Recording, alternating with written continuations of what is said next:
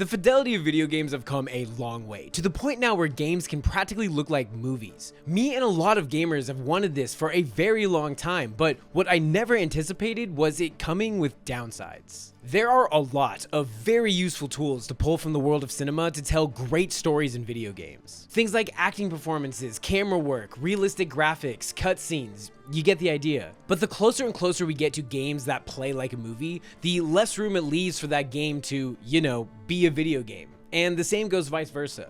It's a balancing act that has to be walked, and I see games that decide to use cinematic storytelling on a spectrum, with one side being movies and the other side being games. So what I want to do here is a few mini case studies on games that I like and go over the pros and cons for each and where they fall onto this spectrum. It's not all bad, but it's also not all good, and hopefully by the end of this video we can all share some sort of understanding on the trade-offs that come with navigating this balancing act. But real quick, before we get this train going, I'm excited to say that we got our first sponsor. This video is sponsored by Phobies.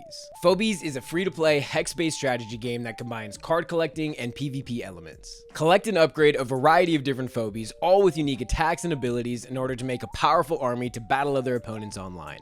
This October, in theme with the Halloween season, Phobies is rolling out a brand new update called Dead or Alive. This is one of Phobies' biggest updates yet, with 7 new Phobies to collect and 8 new maps to play on, all with the Wild West theme. These new maps introduce a variety of different terrains and hazards, all designed to challenge your strategies in different ways. This event is going on for the entire month of October with some of the biggest prizes and rewards that Phobies has ever offered. You can download Phobies today on Steam, Android, or iOS, and again, it's free. Thank you to Phobies for sponsoring this video. Checking them out really helps out the channel, and thank you for watching. Now, let's get back to the video. Now, let's jump to the far side of the spectrum to one of the most extreme examples, Hellblade 2. Welcome to the future, everybody, because this game quite literally looks like a movie. Everything you're seeing here is literally what the game looks like as you play, and it's kind of nuts. The performances from the actors here are incredible, and it's brought to life through some of the best performance capture work I've ever seen. And some of these scenes where the lighting is hitting the characters just right, it makes them look like real people, and the animation work that's supporting these performances is S tier. There are several action sequences in this game that are just jaw-dropping from a presentation perspective. It's just the way that these animations are flowing between these choreographed pieces right back into gameplay is just nuts, and it's given me multiple moments where I'm just sitting there like, holy fuck, I've never played anything like this before. And then there's the environments, which are filled with all these photogrammetry assets, which for the uninitiated is the process of taking hundreds of real life photos of real objects and converting that into 3D objects. And this just makes every scene look like a pre-rendered trailer that we would have seen advertise a game not too many years ago. And this game really commits to the bit of wanting to make it feel like you're playing a movie, and they do this by making a few key decisions with their camera. First of all, they use letterboxing, which are these black bars that they put at the top and the bottom of the screen to give it that widescreen cinematic look the whole time you're playing. And secondly, the camera itself never cuts, giving you a seamless one-shot all the way from the beginning of the game straight to the end. But for this level of cinematic presentation to be possible, it kind of comes at a cost, and it's gameplay. The only way the team is able to put this much detail into all these different aspects of the game is to make the gameplay itself a little limited. As you're exploring all these different environments, the vast majority of the gameplay that you're engaging with is just pressing forward on the stick, which at the end of the day isn't very engaging gameplay. The environments at least are absolutely gorgeous, some of the prettiest I've ever seen in a game, but the only way it can look like this is by making the environments themselves pretty linear, which isn't inherently a bad thing, but just doesn't leave a lot of room for you to explore them. And when you have a linear environment that looks this realistic, the game designers are forced to put in a bunch of invisible walls in front of things that look like you would be able to walk on them. I understand that the amount of animation work it would take to make Senua properly look like she's walking and climbing on all these different assets is way too much work for any team to do. But for a game that's prioritizing immersion, there's no quicker way to break that immersion by running into an invisible wall. But the animation work that actually is here is S tier. Combat specifically is incredible, and there's so many fun encounters to have in this game. But again, the only way that they're actually able to make it look like this is kind of by putting the whole experience on rails. This means that every combat encounter you end up getting into, you're specifically going to start by fighting this guy, then specifically move to this guy, and then this guy, and so on. Your only inputs during combat are 2 different types of attacks, a block, a dodge, and a power-up that you can activate. This definitely gets the job done, but it just doesn't leave a lot of room for player expression in terms of how they would want to encounter each fight. It's just kind of already laid out for you. Despite the fact of the gameplay not being very deep here, there's still a value to a player being able to engage with the space this way versus just watching it on a screen. Player agency provides a level of immersion in the experiences that you're consuming that video games uniquely have the ability to provide. And you'll realize how engaging something simple like walking can be in a video game in the context of horror. And that brings us to the next game on our spectrum,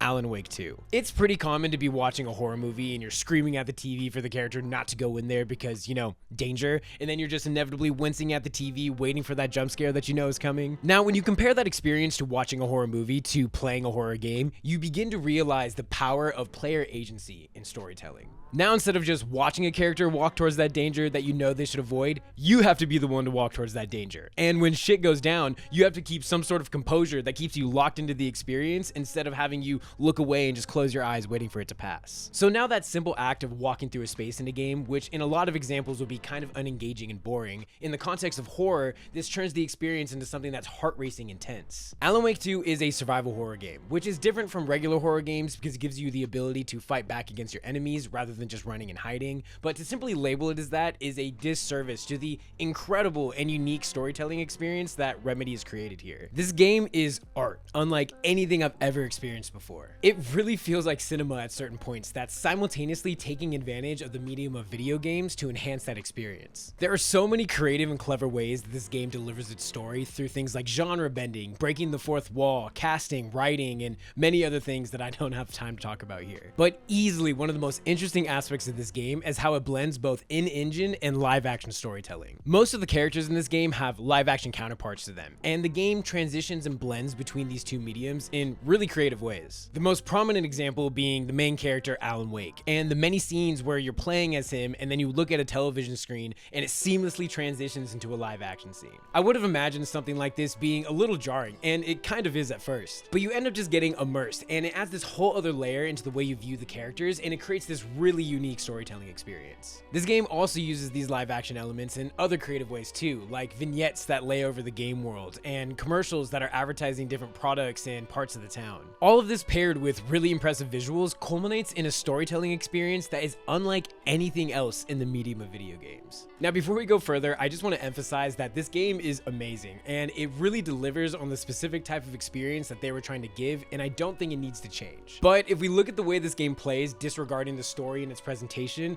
it's not necessarily reinventing the wheel the same way that its story did. The two primary types of gameplay in Alan Wake 2 is combat and puzzles. Combat itself is pretty simple. There's only a few different types of enemies, a few different types of weapons, and the upgrade trees for these weapons are pretty bare bones. The combat never really forces you to change how you engage with any of these enemies outside of the boss fights, which are actually really unique and do some really fun stuff. And then there's the puzzles, which can be pretty unique and creative, but never really challenging or too exciting. All the gameplay here is just pretty straightforward. It works, and it isn't bad. It's just not very deep, especially when you compare it to other games in the same genre, and especially other games that we're going to talk about on this spectrum. And to be clear, I don't want to make it sound like these criticisms I'm bringing up are mistakes. Both Hellblade and Alan Wake 2 wanted to deliver a very specific type of experience, and both of those experiences are focused on its story. Adding all of these, for lack of a better word, video gamey systems to make the combat deeper or the puzzles more engaging do run the risk of detracting from the game's main purpose, its storytelling. So yeah, Alan Wake did achieve what it set out to do. It's unbelievably unique, creative, and innovative, and pushes the bar on how video games can even tell stories. But while also being true, the engagement in its gameplay is just a little shallow. And now this brings us to the middle of the spectrum. And I just want to preface this by saying, just because this game falls in the middle doesn't mean that I definitively think this is how you're supposed to balance cinematic storytelling and gameplay. But as of right now, I think this game does provide the best example of balancing the two with the least amount of downsides. So with that said, let's talk about God of War Ragnarok. God of War shares a lot of similarities with the previous two games that we've discussed here. Like Hellblade, the camera in this game never cuts, giving you a continuous one-shot from beginning to end. You realize how important this technique can be when you compare it to another game like The Last of Us. In The Last of Us, when a cutscene begins, it makes a hard cut away from the gameplay, similar to how when a scene changes in a movie. In the context of a game, this creates an experience that feels separate from the game you're playing, to the point where you feel like you can even put your controller down because now you've entered movie mode. This isn't always a bad thing. Cutscenes can provide a great reward for the player there while also providing a momentary break, which is sometimes what the player needs. And God of War's cutscenes still provide that same kind of break for the player. But since the game blurs the line so heavily between cutscenes and game, it doesn't feel like a separate experience where you can just put your controller down. Especially considering that this game uses QuickTime events during the cutscenes, which may ask you to still engage while you're watching. This feeling is also reinforced by the camera work, which closely resembles a documentary film. Whereas you transition into a cutscene, you watch the camera move as if it's being held by an actual camera operator. Camera techniques in general provide a subliminal feeling to the viewer. And the idea behind using documentary techniques is to make the player feel like they're in the scene with the characters rather than just an omniscient viewer. It's a really subtle touch, but it does a lot to ground the player in the experience despite it being in such a high fantasy setting. There is a reason why God of War falls into the middle of this spectrum and not farther onto the movie side. If you compare scenes in God of War to say something like Hellblade, story, performances, and writing aside, the visual presentation in Hellblade is significantly higher than God of War. Hellblade though was only able to achieve that level of visual fidelity at the cost of its gameplay. And in God of War, the gameplay is at a much more core part of the experience, and I think it warrants this slightly lower level of visual fidelity, which still is not bad. Now, similar to Alan Wake, and I guess Hellblade also, the core gameplay experience in God of War is combat and puzzles. Now, when it comes to the puzzles, I'm not going to sit here and make it sound like God of War's puzzles are so much better than Alan Wake, because honestly, they're very comparable in terms of the amount of depth they provide. But in terms of combat, however, which is the core part of the experience of God of War, it is a night and day difference in gameplay depth when you compare it to Alan Wake or Hellblade. On the surface, I think the combat looks deceptively simple. It's a melee action game. But in reality, this game provides so much room for player expression in every combat encounter. From the weapon you decide to use, the abilities you decide to equip, the combos you can chain together through cooldowns and button combinations, the companion you have traveling with you, the skills you can unlock and upgrade, it's a lot.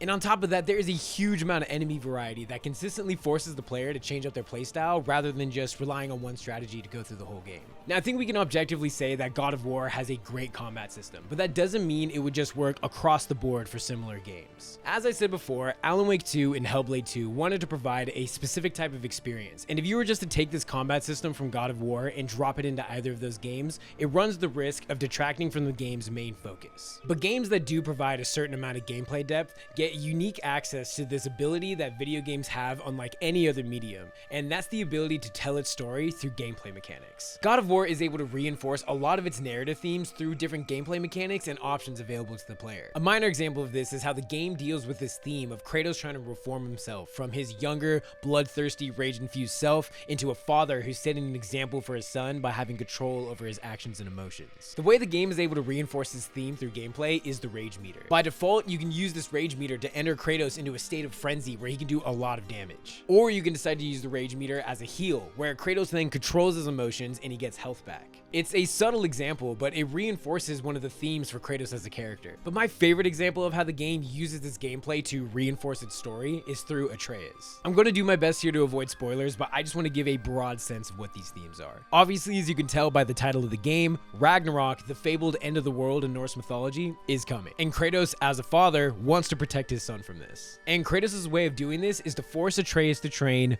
all the time. With that being said, now you can look at all the different side activities in this game through a few different lenses. One being that you're doing all these different side activities in order to weaken Odin in preparation for Ragnarok. This is the obvious one. The second being that Kratos is trying to train Atreus, so he's taking all this time away from his main objective in order to further prepare him for Ragnarok. And the third lens, which is my favorite, is that Kratos doesn't know what's going to happen to either Atreus or him after Ragnarok, so he's taking all this time just to soak it in and spend as much time with his son as he can. And this isn't just conjecture. At the end of this side mission, this lens gets confirmed where Kratos, Atreus, and Mimir have this exchange. Look, Father, thanks for bringing us out here, but you don't have to do this kind of stuff just to keep my mind off Ragnarok, you know? This was not a distraction. No? Then why are we really out here? Have you ever considered he just wants to spend time with you, lad, while he still can?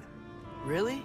We do not know what lies ahead, but if Ragnarok approaches, I wish to enjoy the time we have left. It's pretty awesome. But the real gut punch comes at the end of the game. I'm not going to spoil how the game ends, but after you finish the main story, you're forced to finish any remaining side content with a different companion. And as you're doing all this extra side content, which again is all stuff you could have done before you beat the game, you can't help but sit there and just be like, damn, I'd wish I had done this with Atreus while I still could. This is storytelling or just the conveyance of emotion through gameplay. I fucking love this shit, man. On the topic of ways that games can tell stories uniquely, I think the first thing that comes to people's minds is the way that games give you the ability to affect the story. And that's completely fair. Dialogue trees, for example, are a prime example of this and have become one of the most widely used game mechanics across many different genres. Role-playing games in particular have become the most prominent genre to utilize dialogue trees, and by extension, have become the most prominent genre to be able to tell stories that's affected by the player actions. So if we were to do a mini case study on the pros and cons of player agency and storytelling, I don't think there's any better game to look at than Baldur's Gate 3. The campaign to Baldur's Gate 3 has over 10,000 different variations to its ending depending on the decisions made by the players, and it's able to do this while maintaining a pretty solid level of cinematic spectacle throughout the whole thing. The dialogue options that you have are the most prominent form of decision making that the player will have, and those dialogue options will be different depending on the type of character you are. Not only does it allow the player to roleplay a situation in the way they imagine their character would, but it also allows them to interact with situations using their own moral compass. I'm sure all of us have watched a movie and at some point said something along the lines of like, fuck this guy. If I was him, I don't know, I'd like deck him in the face or something.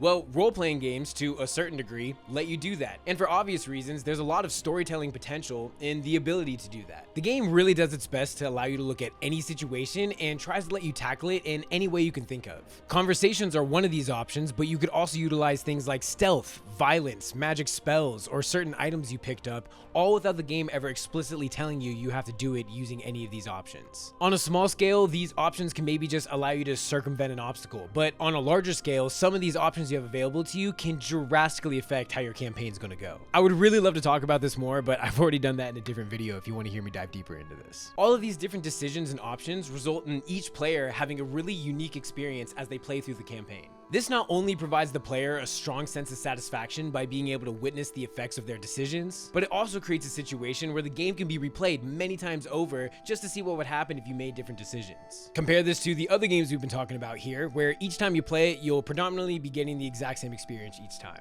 Almost no other entertainment medium can provide this type of storytelling, and when it works, like here in Baldur's Gate, it's amazing, but this type of storytelling also comes at a cost. Like I said, Baldur's Gate is able to maintain a pretty high level of cinematic quality throughout the entire experience, and that's really impressive considering the scale of this game. But the fact of the matter is, you can take any scene from any of these games we've been discussing so far, and the cinematic presentation of that scene will be significantly higher than anything else in Baldur's Gate. This naturally comes from the fact that when you have so much story to tell, there's no way that you can pour over all the details in the same way that you can in a more focused story. Graphic fidelity isn't everything. I understand that. For most people, it's just going to come down to the story that's being told, and that's the most important part. But the lack of graphical fidelity doesn't just affect how pretty the game is, it also has the potential to affect the emotional impact of that story. If you have a scene where the focus of that scene is on the performance being given, the fidelity of that performance matters. In the opening scene of God of War Ragnarok, you see Kratos sitting by the fire holding the bag that he used to carry his wife's ashes in the previous game. Without any words, you can see the grief and sadness he's experiencing by looking at his face wincing and the shakiness and hesitancy in his hands as he touches the bag. And then you see how he suppresses those feelings when he scowls and he takes a deep breath.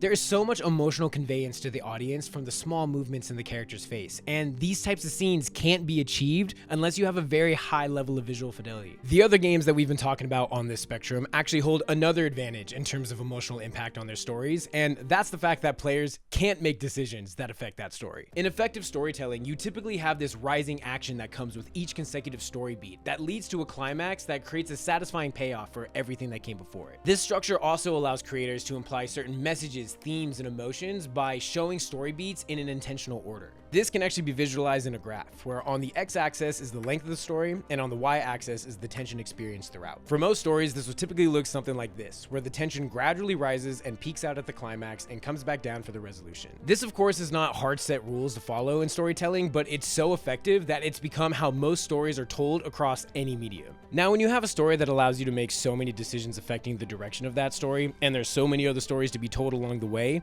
the graph can end up looking something like this. In Baldur's Gate, there is so many different ways that this can happen. You could just be playing one quest and then all of a sudden stop and then just start another that's a completely different story. There are decisions that you can make in a quest to make it play out in a really interesting scenario, or there's other decisions that you can make that can play it safe and cut the quest short. The possibilities are really endless, which is exciting, but it just inherently also runs the risk of creating a potential less satisfying storytelling experience. I want to acknowledge that emotional impact is inherently a subjective experience, and it can't be quantified or positioned in a state of objective fact. But if you you are going to utilize cinematic storytelling, I think there's a strong argument for how both visual presentation and a storyline dictated by player actions can have an effect on the emotional payoff of that story. I know for some it might feel like I'm comparing apples and oranges here, but in the context of this conversation, I think it's worth comparing these games because they've all decided to use cinematic elements as the main vehicle to deliver their story. And if this is how you want to tell your story, these comparisons highlight the advantages and disadvantages of focusing the core of your game in one direction or the other. We still have one more game to look at though,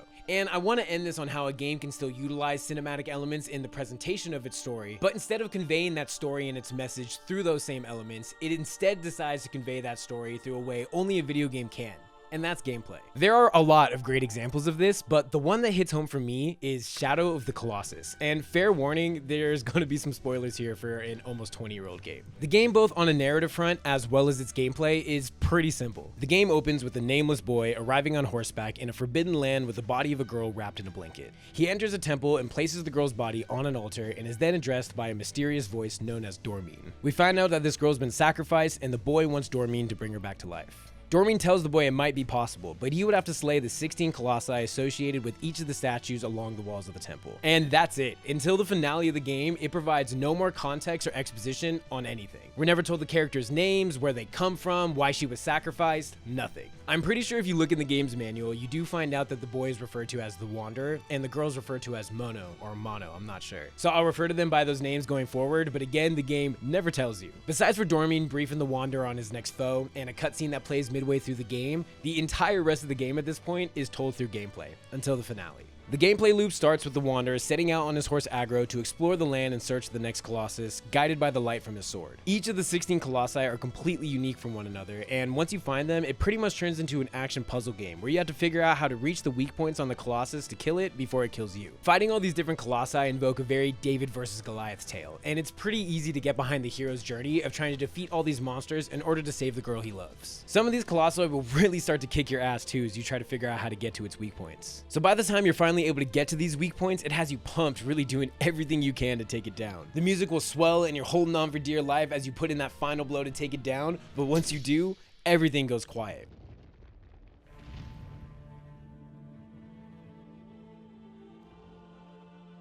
Somber music then begins to start playing, and the light fades from the Colossus's eyes and it falls over, and you can start to wander around, but no matter where you go, these black tentacles come out and they just skewer the Wanderer, and it doesn't really look like a healthy thing to happen.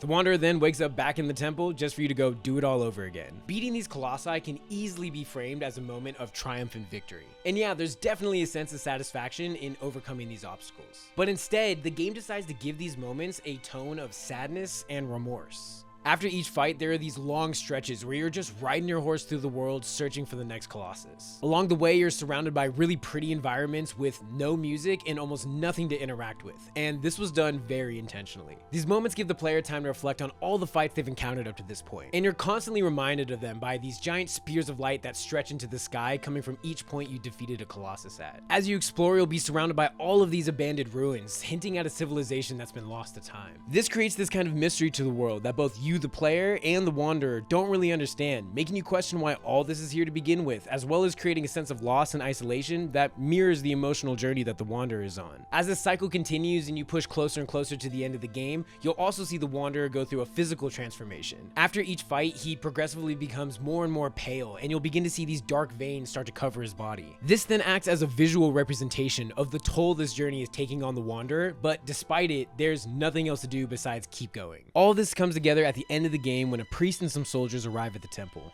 They're shocked and terrified to see the last remaining statue crumble and to find Mono lying on the altar. As the Wanderer drops into the temple for the final time, he's visibly corrupted, and it's revealed that Dormine is a powerful being sealed away, and the Wanderer was being manipulated by him to free the 16 pieces of his body and to become his new vessel. In this moment, you realize, oh shit, I was the bad guy.